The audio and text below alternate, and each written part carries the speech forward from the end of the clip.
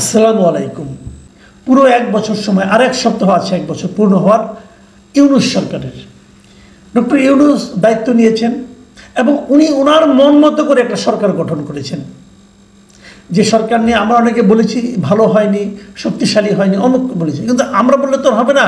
সরকারের প্রধান হলেন উনি। উনি যেটাকে ভালো মনে করেছেন উনি তাই করেছেন। যেহেতু ওনার পছন্দের লোকজনকে নিয়ে সরকার গঠন করেছেন, অতএব আমরা বলতেই পারি এই গত এক বছরের সরকার যদি ভালো কিছু করে থাকে সেটাও ডক্টর ইউনূসের অ্যাকাউন্টেই যাবে। যদি মন্দ কিছু করে থাকেন তার সমালোচনাও ডক্টর ইউনূসকেই গ্রহণ করতে হবে। এটাই বাস্তবতা। তো এই এক সপ্তাহ কম এক বছর, এই সময়ে দেশের মানবাধিকার পরিস্থিতিটা কী অবস্থায় আছে দেখুন। এখানে আমি কি বললাম, আপনি কি বললেন, সেটা হয়তো আমি আপনি মিলিয়ে নিতে পারবো আমাদের জীবনের সঙ্গে, কিন্তু সেটা হয়তো অনেকেই গ্রহণ করতে চাইবে না। বলবে তোমরা তো অথরিটি নও, তোমরা তো বলতেই পারো, তোমাদের এই বলার মধ্যে ভালো লাগা মন্দ লাগা আছে, এতে তোমাদের কথা আমরা মানবো কেন? ঠিক আছে, মানবেন না। আসেন আমরা একটা খুব পরিচিত আন্তর্জাতিক সংস্থার সঙ্গে তাদেরকে অভিমত সেটা একটু জানার চেষ্টা করি। হিউম্যান রাইটস ওয়াচ, এটা আমাদের এখানে সবচেয়ে বেশি বারবারই তারা বিভিন্ন প্রসঙ্গে তারা কিন্তু কথা বলেছে। হাসিনার আমলে, পুরো হাসিনার আমলে তারা কিন্তু বলেছে। এখন এই সরকারের আমলেও তারা বলছে, এবং তারা কি বলছে সেটি আমরা বরং একটু শুনি, যেটা নাকি আজকে আমি পেলাম। আজকে তারা প্রকাশ করেছে যে জিনিসটা, সেখানে বলা হয়, তারা বলেছে যে এক বছর পার হলেও এই সরকার এখনও তাদের ঘোষিত মানবাধিকার সংস্কার পরিকল্পনা বাস্তবায়নে ব্যর্থ হয়েছে। স্ট্রেট কথা কিন্তু এটা তারা জানিয়েছে হিউম্যান রাইটস ওয়াচ। এবং তারা তুলনা করেছে গতবারের সঙ্গে এবারের এক বছরের সঙ্গে, তুলনা আগের সরকারের সঙ্গে এই সরকারেরটা। তারা বলেছেন যে শেখ হাসিনার শাসন আমলের মতো ভয় ভীতি ও দমন পীড়নের অনেক কিছুই কমেছে। যেমন ব্যাপক গুমের ঘটনা অনেকটা বন্ধ হয়েছে। শেখ হাসিনার গুমের ঘটনা হতো, দমন পীড়ন হতো, সেগুলো একটু কমেছে। কিন্তু একই সঙ্গে নতুন সরকার রাজনৈতিক প্রতিপক্ষকে দমন করতে নির্বিচারে গ্রেপ্তার ও অন্যায়ের আটকের পথ বেছে নিচ্ছে। ভাবুন, কিন্তু এখন কিন্তু শেখ হাসিনার স্বৈরাচারী সরকার নেই। এখন নোবেল শান্তি পুরস্কার বিজয়ী ডক্টর ইউনূসের সরকার। শান্তির জন্য যিনি নোবেল পুরস্কার পেয়েছেন, পৃথিবীর সর্বোচ্চ পুরস্কার পেয়েছেন, কেন? শান্তির জন্য। অর্থনীতিবিদ হয়েও শান্তির জন্য। তো উনি যে শান্তিটা কায়েম করেছেন, ওনার সরকার যে শান্তি কায়েম করেছে, সেই শান্তিকে এই হিউম্যান রাইটস ওয়াচ বলছে যে তারা মানবাধিকার ঠিকমতো রাখতে পারছে না। তারা রাজনৈতিক প্রতিপক্ষকে দমন করার জন্য নির্বিচারে গ্রেপ্তার করছে এবং তাদেরকে অন্যায়ভাবে আটক করছে। সত্যি ভালো লাগছে? ভালো লাগার কিন্তু কথা নয়। আমি আরও কিছু হিউম্যান রাইটসের আরও কিছু কথাবার্তা বলি, ওনাদের বক্তব্য। তারা বলেছে ইউনূসের অন্তর্বর্তী সরকার এখন একদিকে সংস্কারবিহীন নিরাপত্তা খাত, অন্যদিকে সহিংস ধর্মীয় চরমপন্থী গোষ্ঠী এবং প্রতিহিংসাপরায়ণ রাজনৈতিক দলগুলোর মাঝে ভারসাম্য রক্ষার চেষ্টায় আটকে গেছে, যেখানে সাধারণ মানুষের অধিকার সুরক্ষা তেমন গুরুত্ব পাচ্ছে না। ব্যাপারটা কিন্তু ক্লিয়ার। ইউনূস সরকারের সঙ্গে তিনটা শক্তির কথা তারা বলেছে। এই তিনটা বিষয়ের মধ্যে ইউনূস সরকার ঢুকে গেছে। এখন তারা কোন দিকে যাবে সেটা বুঝতে পারছে না। সেই তিনটা বিষয় কি? একটা হলো সংস্কারবিহীন নিরাপত্তা খাত, যারা নাকি নিরাপত্তা দেবে জনগণের, তারা সেটা কোনো সংস্কার করতে পারে নাই, আগের মতোই চলছে। আরেকটা হলো সহিংস ধর্মীয় চরমপন্থী গোষ্ঠী একটা এখানে সক্রিয় আছে। তাদেরকেও কিন্তু ইউনূস সাহেব প্রশ্রয় দিচ্ছেন বলে ওনারা বলার চেষ্টা করছেন। আরেকটা কি? প্রতিহিংসাপরায়ণ রাজনৈতিক দলগুলো, যে রাজনৈতিক দলগুলো প্রতিহিংসা চরিতার্থ করতে চাচ্ছে। প্রতিহিংসা মানে কি? তার মানে আওয়ামী লীগ, ছাত্রলীগ, যুবলীগ, এই দলগুলির প্রতি যাদের প্রতিহিংসা আছে তাদেরকে ধ্বংস করে দেওয়া, শেষ করে দেওয়া, এরকম দলগুলোও কিন্তু ডক্টর ইউনূস সরকারের কাছে প্রশ্রয় পাচ্ছেন। এবং এগুলো করতে যে সাধারণ মানুষের যে অধিকার সুরক্ষা, সেটা তেমন গুরুত্ব পাচ্ছে না। একটু ডিটেলে ব্যাখ্যা করলাম এই জন্য যে অনেক সময় দ্রুত পড়ে গেলে না অনেকে মিস করে যান যে কী বলা হয়েছে।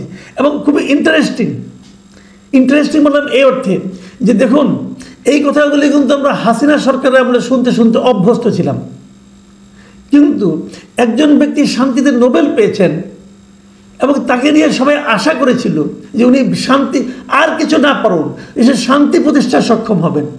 এবং উনি যে লোকটা সহিংস ধর্মীয় চরমপন্থী গোষ্ঠী, প্রতিহিংসাপরায়ণ রাজনৈতিক শক্তি, রাজনৈতিক দল এবং সংস্কার নিরাপত্তা খাতকে আলিঙ্গন করে থাকে, সে লোকের পক্ষে শান্তি কিভাবে প্রতিষ্ঠা করা সম্ভব?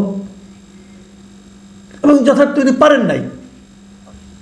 এবং অনেকগুলি কথা আরও বলেছেন, যে একটু উদাহরণ দিয়েছেন উনি, যে গত 26 ও 27 জুলাই রংপুর জেলার একটা হিন্দু পল্লীতে কমপক্ষে 14টি বাড়িঘর ভাঙচুর করে জনতা এবং পার্বত্য চট্টগ্রামেও সংখ্যালঘুদের উপর সহিংসতা অব্যাহত রয়েছে। এটা হলো হিউম্যান রাইটস ওয়াচের রিপোর্ট, ওনারা বলছেন। এবং ওনারা গোপালগঞ্জের কথা উল্লেখ করেছেন। গোপালগঞ্জে কি হয়েছে, গোপালগঞ্জের ঘটনাকে ওনারা যেভাবে বিবৃত করেছেন সেটা আমি বলি আপনাদেরকে। ওনারা বলেছেন 16 জুলাই গোপালগঞ্জে ইউনূস সরকারের সমর্থক ছাত্রদের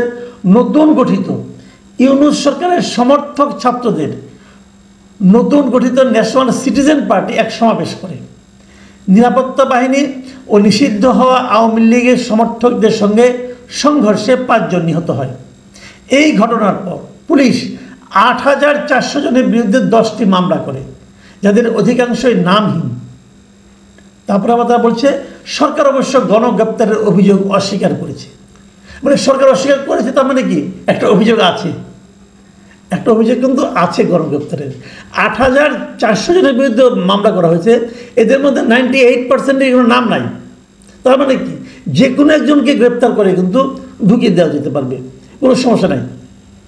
এবং তারা আরেকটা ঘটনার কথা উল্লেখ করেছে, পার্টিকুলার একটা ঘটনার কথা, সেটা হলো ঢাকা উত্তর যে সিটি কর্পোরেশন, তার যে সাবেক মেয়র ছিলেন আতিকুল ইসলাম, তাকে যে গ্রেপ্তার করা হয়েছে, তার সম্পর্কে বলা হয়েছে যে 2024 সালে যে বিক্ষোভ চলাকালে 68টি হত্যাকাণ্ড বা হত্যা চেষ্টার মামলা রয়েছে এই আতিকুল ইসলামের বিরুদ্ধে। এবং হিউম্যান রাইটস ওয়াচের হাতে আসা তথ্যে দেখা যায় এই মামলাগুলোর অন্তত 36টি ঘটনার সময় তিনি বিদেশে ছিলেন। তার মানে এগুলি যে রাজনৈতিক মামলা এবং জাস্ট গণগ্রেপ্তার হিসেবে করা হয়েছে, এই জিনিসটা কিন্তু হিউম্যান রাইটস ওয়াচের দৃষ্টিতে পর্যবেক্ষণে এসেছে। তো আপনি আমাকে বলেন, রাজনৈতিক মামলা যখন অবাধে চলতে থাকে, একটা মামলায় 200-300 লোককে আসামি করা হয়, তবে তাদেরকে যাকে ইচ্ছে তাকে ধরা হয়, ধরে জামিন না দিয়ে আটকে রাখা হয়, সেইগুলো কি শান্তির বারতা বহন করে না? এই বিষয়গুলো যখন আমরা জানতে পাই, এবং একই সঙ্গে তারা বলেছে স্পেশাল পাওয়ার্স অ্যাক্ট নামক দমনমূলক আইন সেটাও তারা সমালোচনা করেছে।